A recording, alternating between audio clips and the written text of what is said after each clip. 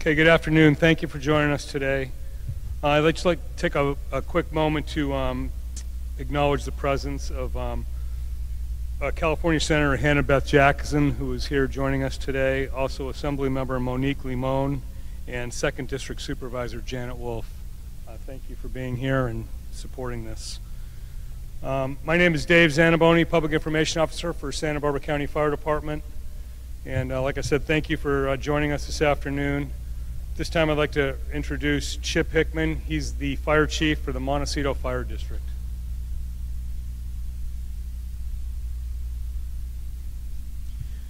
Good evening, and thank you for this opportunity to speak to you. I would like, first off, to express my sincere condolences to those of you who lost loved ones. I would like to express my sympathy for those of you who suffered damage or lost your home. I too lost property recently in the Thomas fire. I experienced long periods of evacuation of my family and inconvenience. I understand the frustrations you're going through. This incident, the Thomas fire, has turned our lives upside down. Although we have moved from rescue phase to recovery phase, we are continuing to search for the 3 remaining people that are missing. And we will continue to do so. Recovery from this incident is going to take time, and it's going to take a significant amount of time. The process to rebuild our community is a marathon, not a sprint. Our #1 priority is to get you back in your home, and we are working diligently to make that happen.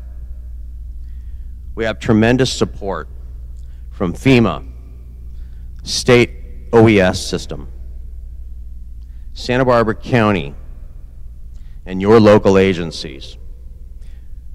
We will rebuild our community, and we will rebuild it better than it was before. Thank you.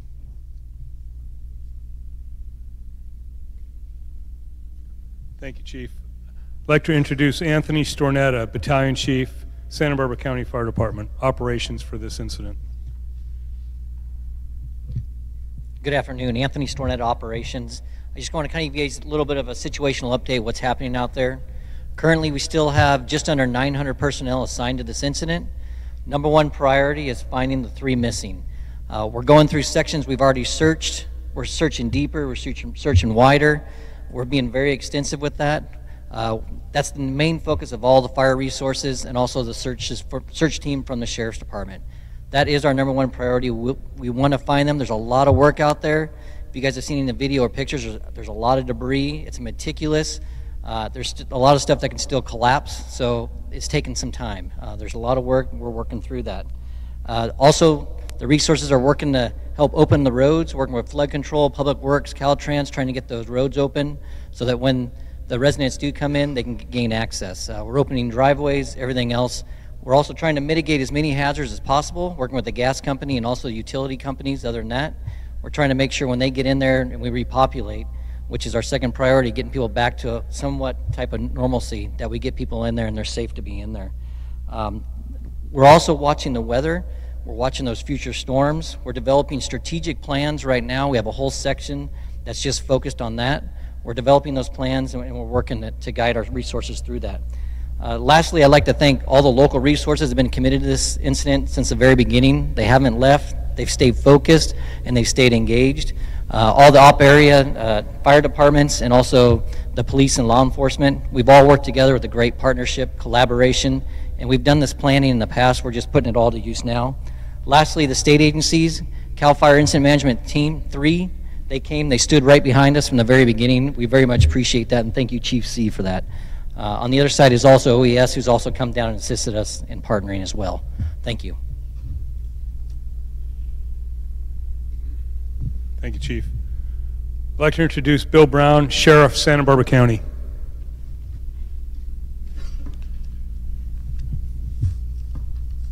Thank you, and thank you for being here today.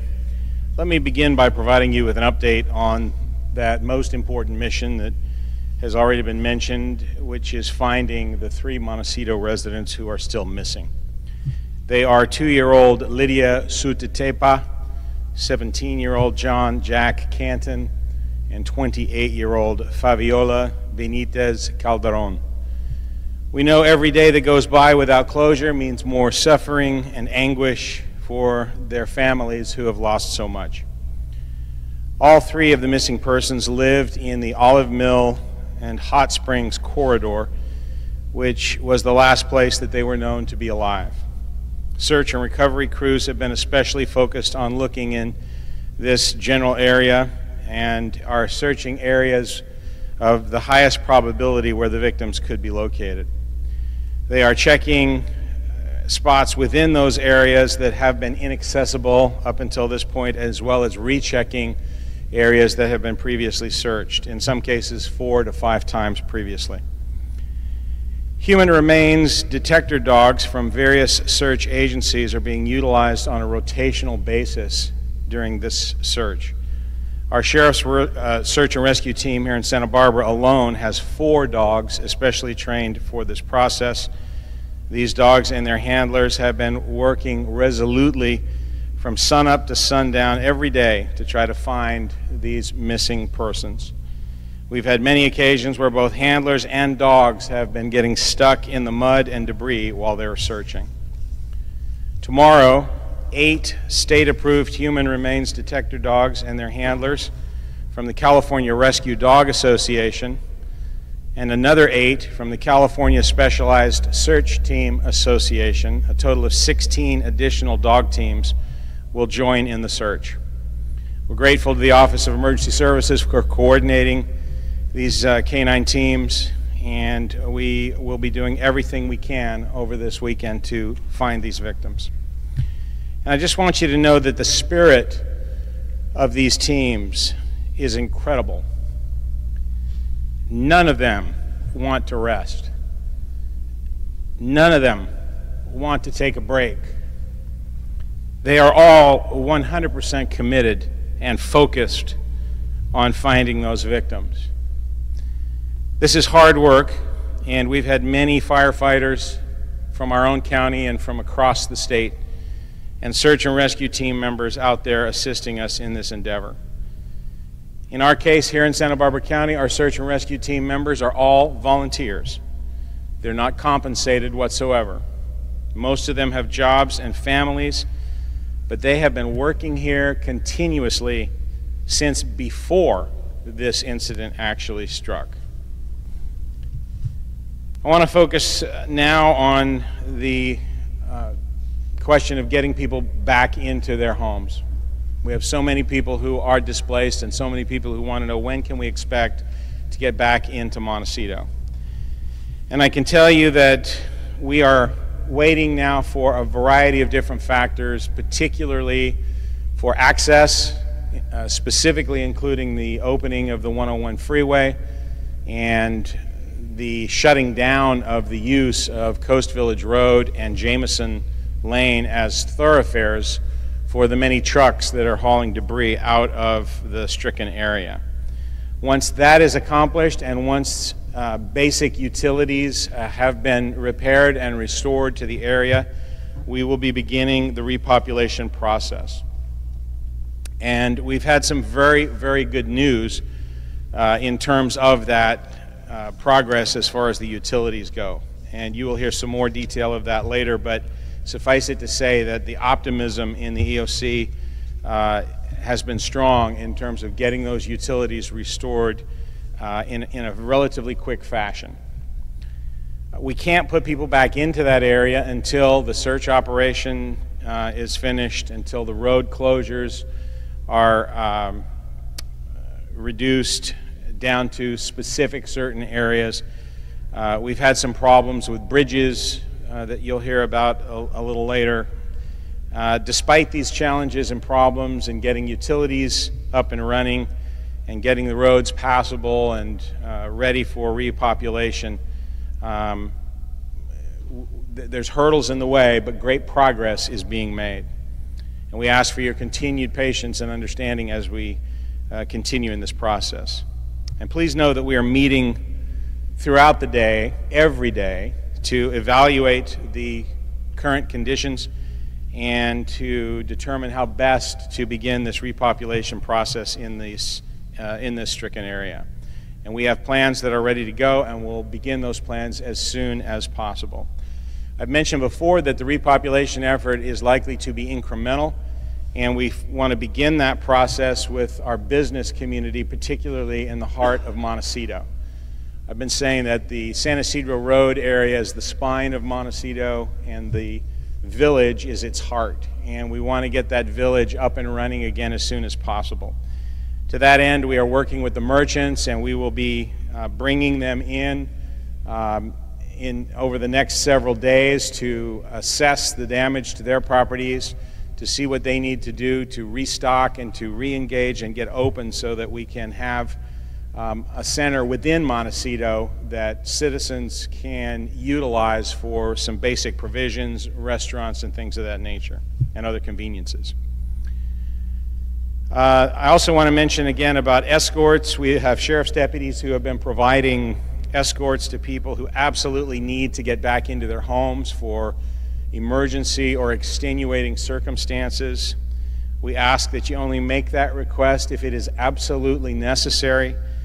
We want to use our limited resources wisely, but you can call our call center and you can make a request, and we will do what we can to try to accommodate that with you. We also want to remind everyone who's been evacuated that we have a very heavy law enforcement presence with sheriff's deputies and highway patrol and our mutual aid law enforcement partners from throughout Southern California and our adjacent counties who are out there protecting that community. I just want to close by saying that we know that this has been a very trying, sad, and unsettling time for our community, and that it continues to be. But I just want to say that we will get through this together. You've got an incredible team of people from all different disciplines who've come together and are working very diligently in a variety of different ways to bring a sense of normalcy back to Montecito and the southern part of Santa Barbara County. And to the citizens of Santa Barbara County, the people who live here, our residents, I just want to say thank you for your patience, for your cooperation, for your understanding, and for your continued support. Thank you. Thank you, Sheriff. I'd like to introduce Steve Larson, Lieutenant with California Highway Patrol. Thank you, Captain. I'm taking the place of Captain Cindy Ponce today. She's been working for over 2 weeks, and the chief said today's a day off, so I'm standing in for her. So hopefully she's getting some rest today, but she'll be back tomorrow, and we'll be right back at it. Now back to business. The US 101 is closed, northbound to 150, and it's also closed southbound at Milpas. So please, as your folks are coming through, we will be asking for credentials, for IDs and so forth to let those people through. We are currently manning 28 traffic control points within the Montecito area. And again, we'll be asking for identification, we'll be asking for IDs. If you need to get in there and do some work, we'll let you in. But we're trying to keep folks that are just looking to see the damage and so forth out of that area. So again, we're going to be checking for IDs and the reason why that you're asking for entry. We are also providing escorts for critical employees. That includes health and safety, our VIPs from the EOC and from FEMA, along with the utility workers to get those people in and out. We've been working with Cottage Hospital to make sure that the nurses and the doctors and so forth get in to where they need to be. The one thing that the captain wanted me to talk about is using the 166, to not use the 166.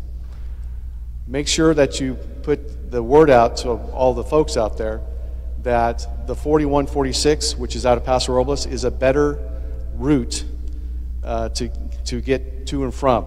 I know folks are using the 126. I know they're using other ways, other routes, but the 4146 is a better route than the 166. So please get the word out on that. The one thing that I really want to express is that there's a lot of folks that think that Google, Wazer, TomTom, or any other platforms is a way to get in and around the Santa Barbara area. That is not true. Please don't use those platforms to use to get around the Montecito area. They don't have all the road closures. They don't know all the bridges that are closed and what have you. So please make sure that you reach out to the Caltrans website to get the newest and updated information and correct information. A lot of my folks have been out there contacting or been contacted by folks saying, well, hey, my GPS says I can go through. No, please. That's one thing that I need to get out today is that information. So please make sure that you use the valid information to get around. Caltrans is making steady progress on the 101, and they're working 24/7, as we are. I'm currently working from 6 at night till 6 in the morning, so we have all hands on deck. We're doing the best we can, so hopefully US 101 will be open shortly. I want to thank the Santa Barbara area. I tell you what, the professionalism and dedication of the area has been outstanding. I want to thank our Coastal Division office giving us assistance in all the areas that have coming from all over Coastal Division, from Santa Cruz down to Ventura and in between. I want to thank them. I want to thank our law enforcement partners for all their assistance in helping us complete our mission. And I also want to thank you to our first responders and fire department. Thank you very much. And this includes not only the uniform, but the non-uniform folks, our janitors, our auto techs that are keeping our vehicles running so we can do our mission. Thank you. Thank you, thank you. The community has given us a pouring of support. We've been getting care packages at the office. People are coming up to us and thanking us for what we've been doing. I just want to say thank you, community, for everything that you've done. And we're trying our best. And I just want to wrap up today. Our thoughts and prayers go to those who lost family members and their homes. Thank you. Okay, thank you, Lieutenant Larson. At this time, I'd like to introduce Mark Ghilarducci. He's the director of the California Governor's Office of Emergency Services. Thanks, Captain. Good afternoon.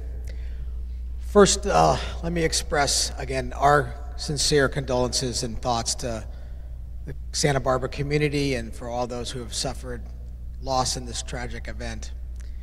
You know, since October the 8th, this state has seen unprecedented disaster impacts, resulting in over 11,000 structures destroyed and unfortunately claiming more than 65 lives.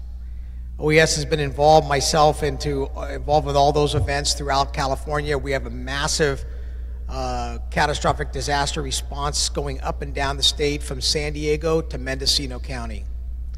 But I have to tell you, this incident is one of the most complicated, most challenging incidents that I've witnessed. I've been doing this for over 30 years. I've been all over the country, actually all over the world, seen a lot of disasters. This is a very complicated disaster. As such, there is no linear pathway to being able to simply fix it. This will take really the whole of community to be able to address the challenges that are faced by all the folks that are standing behind me. It is a government, non-governmental,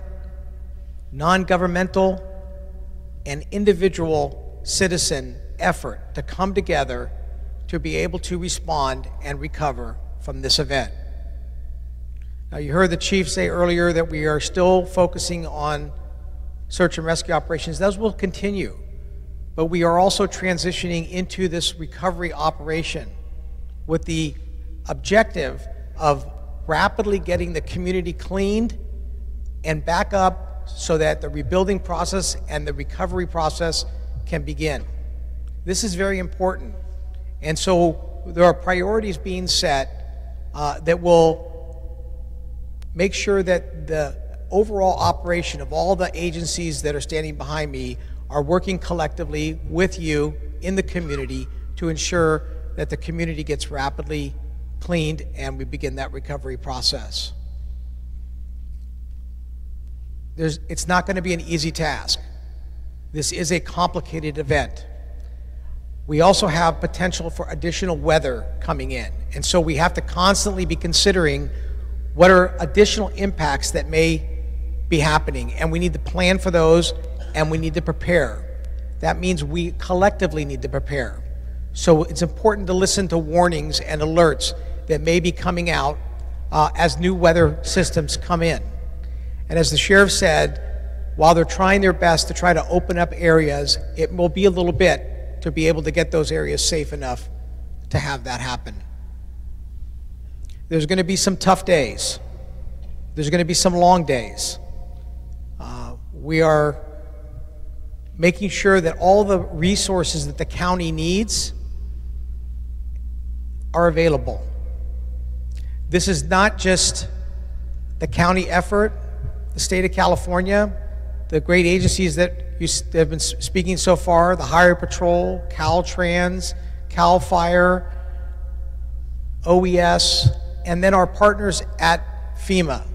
FEMA is here with us and will ensure that between the state and the federal agencies, we are supporting Santa Barbara County and all of you to ensure that we maximize all of the different efforts that are required on the recovery process. So together, we're going to keep working through this and understand that over the next several weeks, we will be working in the community, and you're going to see different kinds of operations going on to ensure that we can rapidly get that recovery process going. And we're going to be working with the county to ensure that that's communicated effectively with all of you as often as possible. Let me close in saying that it's important that if you've suffered a loss, that you register with FEMA for seeing if you're eligible for disaster assistance. Even if you think you're not, it's important to register with FEMA and let FEMA make a determination as to whether or not you're eligible. That's very important. I want to thank all of the mutual aid assets, the great partners that we've worked with. We know that, as the chief said, it is a marathon, not a sprint, and we'll continue to be with you today and in the coming weeks and months. Thank you. Thank you. This time I'd like to introduce Tim Gubens, a District 5 Director for Caltrans. Thank you. I wanted to start by thanking all of the various federal, state, local agencies that have been working together. The partnership that we've seen in having this joint effort of cleaning up as much as we can, as quickly as we can, restoring the infrastructure to the community has been just amazing. Caltrans, as we've said before, has literally hundreds of our crews and contractor crews out there cleaning the roadways. Our first emphasis has been on 101, and Caltrans has made tremendous progress in clearing US 101 through Montecito over this last week. As of right now, almost all of the mud has been cleared away from the roadway, and we are doing critical work of clearing the drainage systems, and that work continues. In addition to the drainage systems, we are working on guardrail and barriers We're repairing some of the signs and getting the final cleaning and sweeping of the highway, as long as stabilizing the embankments to make sure that they stay off the road as well as we can. We are continuing work in 12-hour shifts. We're working 24/7. We will continue that until the roadways open. We expect that to be happening in the next few days. We're very excited about the progress we've made. We'll make announcements as we know more. The next 12 to 24 hours should tell us a lot more on some of those efforts that aren't quite as visible, that are under the roadway, clogging the drainage systems and things like that. And so I urge you to pay attention to that. We'll be issuing press release as we get closer and know more, and we'll be using social media to get up-to-the-date information out just as soon as we have it. Thank you very much. Thank you, Tim. I'd like to introduce Tom Ferrum, Deputy Director, Santa Barbara County Public Works Department. Good afternoon. I wanted to just provide you a brief update of the activities of the Public Works Department. First, as you saw, General Semonite from the U.S. Army Corps of Engineers visited Santa Barbara County yesterday and actually went out to the work site at the debris basins. We were so thankful for him showing his support and the support of the Corps of Engineers. Their work continues and continues with great progress. Each day we see more and more work with hundreds of truck trips every day, and they work 24/7. Our initial channel clearing work has also been completed, and now we're going back a second time and picking up additional material as we continue to remove more material from the area. I would also mention the cooperation, our crews working with Caltrans. A creek doesn't work if the bridge doesn't work, or a county road, or whatever. All these crews are working together very well, assisting each other to make the overall system work. And we will work through the weekend as well to continue our mission. And we will also be looking for the weather that was mentioned earlier and ensure that our systems are in place and ready to take the weather that might come. Thank you. Thanks, Tom. I'd like to introduce Rudy Gonzalez with Southern California Edison. Good afternoon. I'd just like to start out thanking the various agencies that have cooperated with us and allowed us to make significant progress in our restoration efforts in the Montecito community. As of this afternoon, we have approximately 1,100 Edison customers in the Montecito area that remain without power. As conditions permit, Edison will continue to work around the clock to restore power to affected customers in the community. For those areas where access to SE crews has already been granted, Edison expects to have service restored to houses not significantly damaged or destroyed no later than January 31st. Restoration may be delayed due to new storms in the area, ongoing recovery operations, and unknown damage to facilities yet to be inspected. And our staff are present at the local assistance center to address questions that the community may have. They'll be there for the duration of the center. Thank you. Thank you, Rudy. I'd like to introduce Maria Ventura from Southern California Gas Company. Good afternoon. Again, my name is Maria Ventura. I'm a Public Affairs Manager with SoCal Gas. On behalf of SoCal Gas employees, many who live and work here in Santa Barbara County, I'd like to convey our deepest sympathies to the residents of Montecito area impacted by the natural disaster. SoCal Gas is committed to the recovery process and will do our part. For the past 11 days, SoCal Gas has worked alongside our brave first responders to assess our natural gas system, conduct repairs, and to restore natural gas service when it is safe to do so. Today, we have made good progress restoring natural gas service on the east and west side of the debris flow. Approximately 1,000 homes and businesses have had their natural gas service restored to our system. Today and this weekend, SoCal Gas crews are restoring service to home and businesses in area north of Coast Village Road, south of Camino Viejo, east of Augusta Lane, and west of Olive Mill. We began restoring service to several shops in the Central Business District along Coast Village Road at 3 p.m. and will continue until 6 p.m. today. We will resume this work tomorrow from Sunday, 8 a.m. to 6 p.m. But we know there's a lot more work to do, and many of you are interested in knowing when your natural gas service will be restored. To that end, SoCalGas has launched a website dedicated to the incident at socalgas.com/Montecito. This site provides timely updates and includes a map with areas that have had the natural gas service restored and when, most importantly, will be in your community.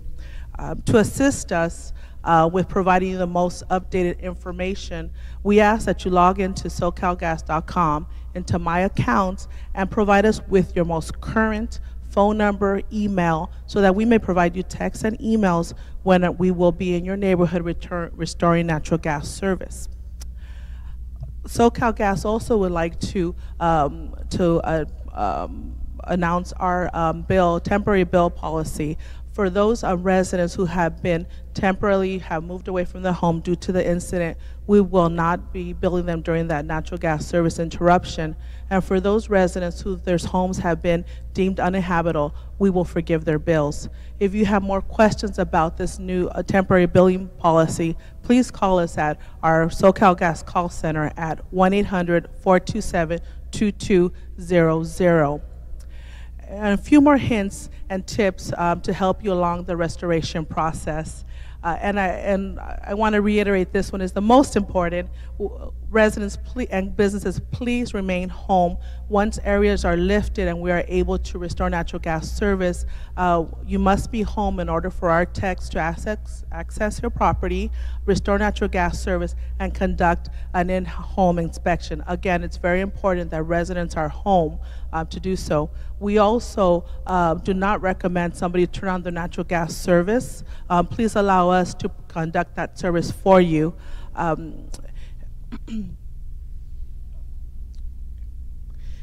Lastly, I wanted to offer other resources where you may find more information. Again, our call center number, and also we have local representatives at the local assistance center that can answer your questions. SoCalGas is eager to support this community and our customers during this recovery process. Thank you. Thank you, Maria. I'd like to introduce Nick Turner. He's the General Manager for the Montecito Water District. Good afternoon. Nick Turner, General Manager, Montecito Water District. Repairs to our water system continue ahead of schedule. The district completed repairs to its Highline transmission main.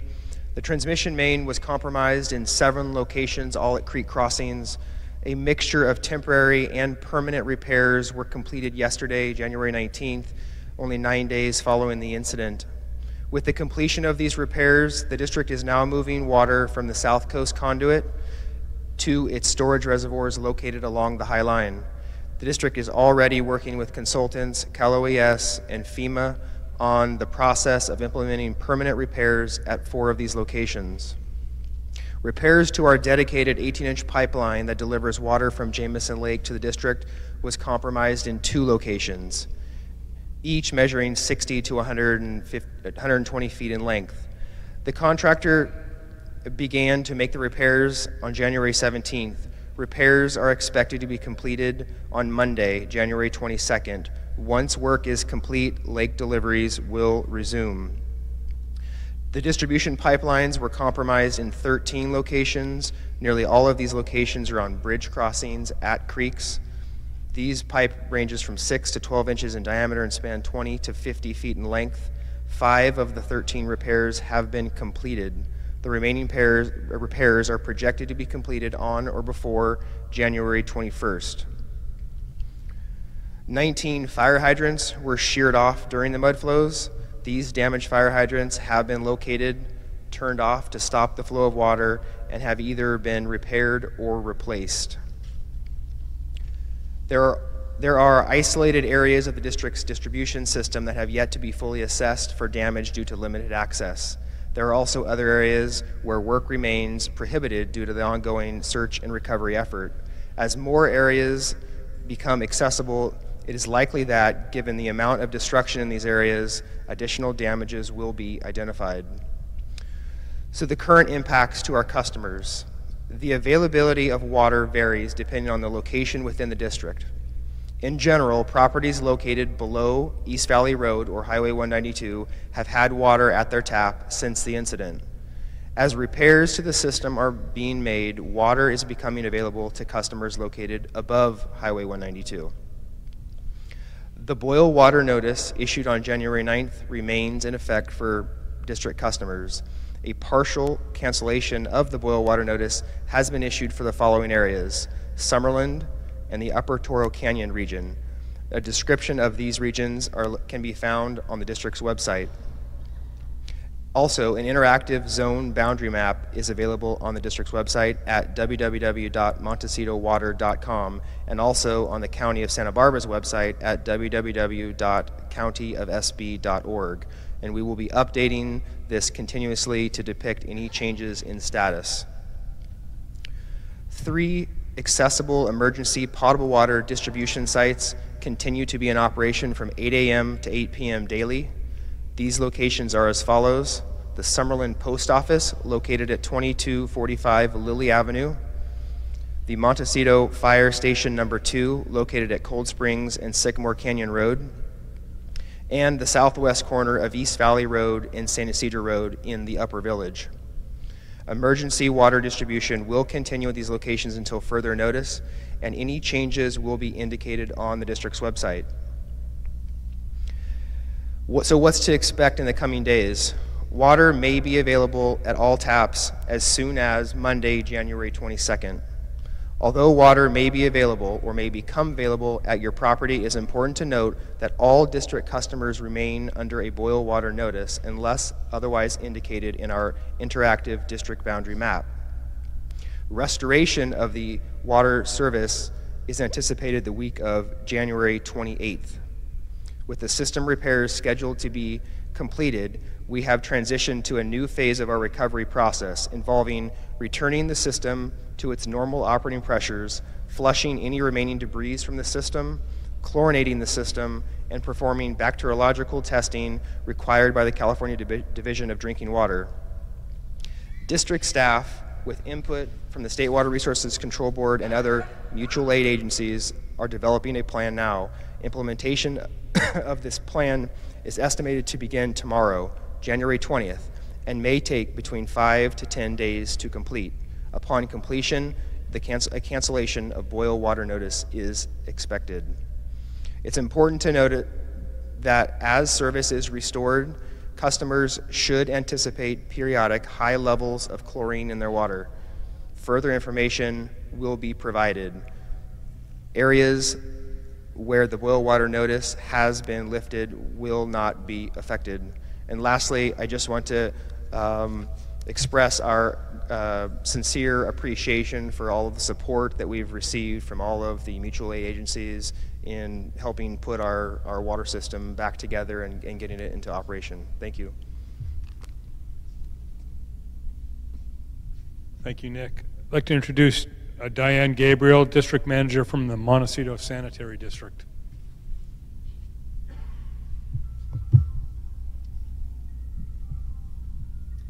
Good afternoon.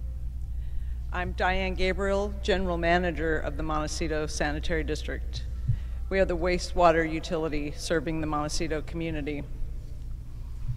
On behalf of our Board of Directors and the entire staff, I would like to express our sincere condolences to our customers, friends, and neighbors who have lost loved ones in this tragedy.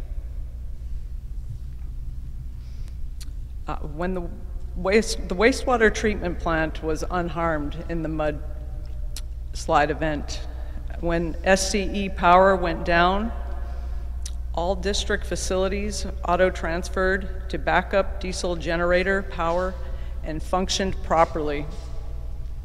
Due to the evacuations in the service area, wastewater flowing to the treatment plant is minimal, but proper treatment has been and continues to take place. We are continuing to assess the condition of the wastewater collection system, which includes 75 miles of pipeline, 2,000 manholes, and 4 wastewater lift stations. District crews, in conjunction with our mutual aid partners, have worked diligently, and we can report that all 4 of our lift stations are intact and functioning. As of this afternoon, we have visually inspected 1,350 of our 2,000 manholes. 1,100 of these manholes are reported to be in good condition. Other manholes were identified as having mud and debris.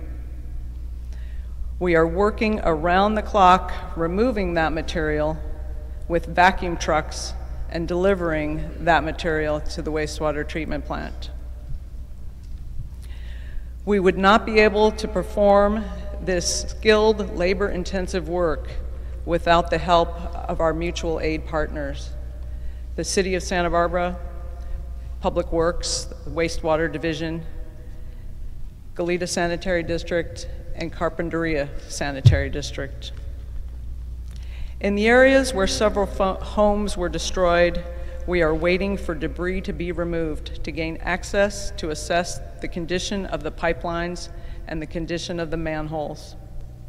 To date, we have not identified any pipelines that have been severed. There are many locations within the district where wastewater service is currently available and reliable.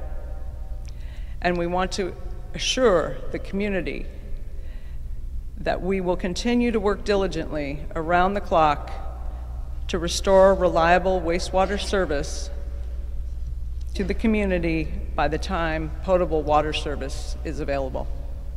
Thank you.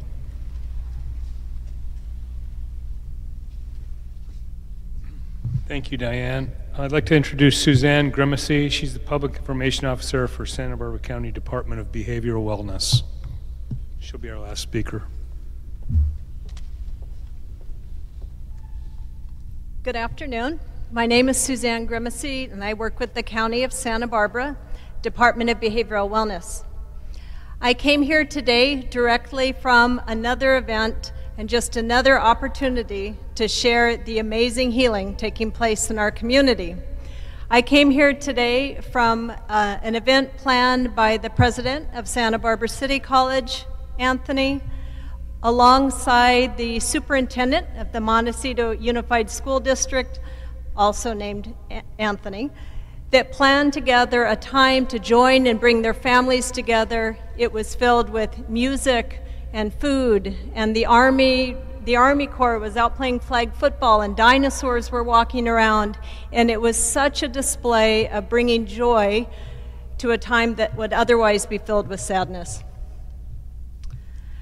I also had the opportunity yesterday to go out into the field and to see and to walk around the areas of the mudslide and the debris flow in Montecito.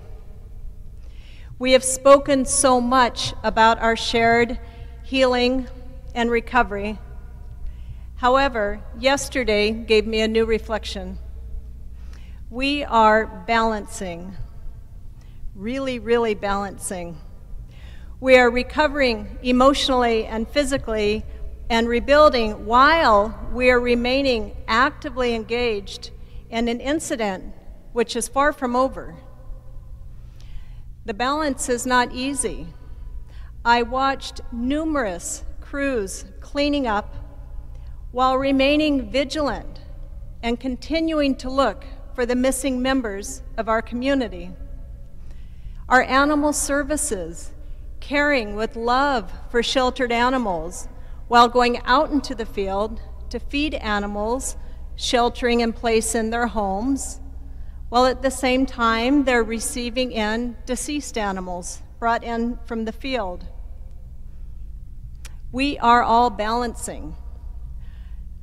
We know that when we balance, the best strategy is to lean on another person, to link arms, to rest on one another. This is what will continue to help us stay strong and steadfast as a community. And I will encourage you, if you would like to see a little more about our journey out, at least my journey out into the community, if you go to the countyofsb.org Facebook page, you can take a chance to look at several video clips that we took. We are so fortunate to have the resources such as the Army Corps of Engineers in our community to help us and to help balance our efforts. At some point, they will leave, but the community of Santa Barbara will remain here and will remain strong and will be continuing to rebuild, to recover, and heal. Our local Recovery and Assistance Center is open, and boy, is it open. When the doors opened at 11 o'clock today, we had 30 community members waiting outside to come in. It's filled with community getting information and resources. It's located at Calvary Chapel, 1 North Calle Cesar Chavez. It will be open Monday through Friday, 11 a.m. until 6:30 p.m., Saturday, 10 a.m. until 2 p.m., closed Sundays, open through February 3rd. Filled with local, state, and federal resources, childcare is available. I encourage you to come and see how our community is working together. Our information line and resource line remains available, toll-free at 833-688-5551. We have a long road to go, and we will be balancing all along our journey, leaning on one another and supporting one another. We will continue our recovery process. Santa Barbara truly is a community of strength and resiliency, and we are very, very strong. Thank you very much.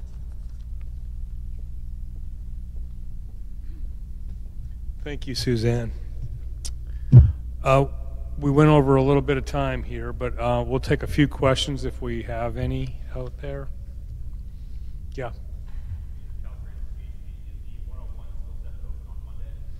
Question is the 101 still set to open on Monday? As I mentioned, we've made tremendous progress out there, and we will know more over the next 12 to 24 hours. We haven't set Monday, but we are making great progress, and we need to get the drainage system, we need to get the rails up in the next couple work shifts in order to safely open it to traffic.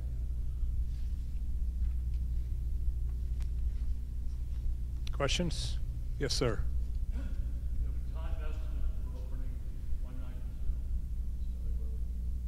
Is there a time for opening the 192? You want to talk?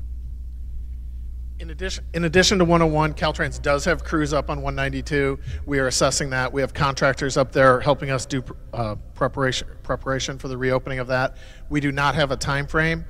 At the Emergency Operations Center, we are working very closely with all the other agencies, including the Sheriff's Department, so that we can, as they go to their repopulation efforts, we will have 192 available.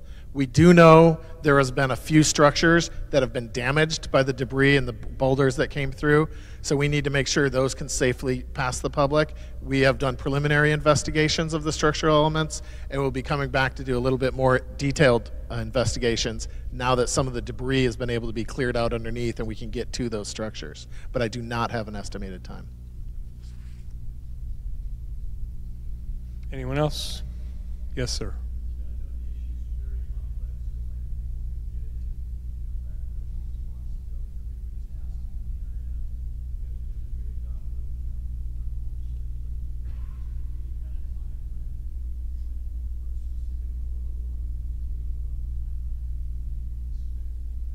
Questions about repopulating? Thank you, and obviously that is a key question that many people are asking, but as I indicated, we're being held up at this point by the closure of 101 and the use of Jameson and Coast Village Road primarily. Once those two arteries are freed up again, then we're going to be in a position to be able to look at repopulating certain parts of Montecito. And as I indicated, rather than do the entire community at once, it's probable that we are going to do some incremental repopulation. There are some additional challenges. Caltrans mentioned that we don't really have a date on 192, but there's some very significant challenges in certain parts of 192. There's a bridge that has been condemned. There is another area that has had significant damage. There's another area that is being actively used and blocked because it has to be a significant amount of electrical has to be repaired there. So the other point is that we're working to try to establish truck routes to keep the big trucks out of the core area of Montecito so that we can repopulate that area without having civilian traffic compete for that limited road space with those big trucks, that convoy of big trucks that is going to be doing its work, frankly, for months. So we've identified some of those truck routes. We think we have a good and viable plan. As I indicated earlier, our first move will be to put the business community back in, try to get that central area restored, and then incrementally we will start to get people back. You've heard the 31st as a target date for utilities, and we're obviously going to work with that date in mind. I'm not saying that we will have repopulation, certainly won't have it completed, but our goal is to try to use that as a date upon which we'll at least have some beginning and work towards getting people back as soon as possible.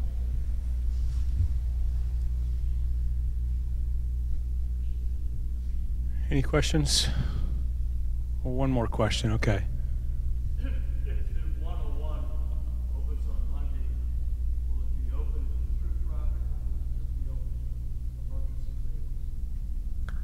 As far as the 101 opening,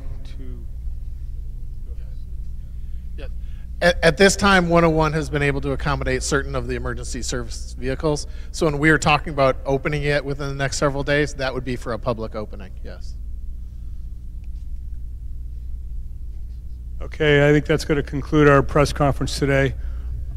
You know, this is not planned, and I'm probably not supposed to do this, but I just wanted to say one last thing.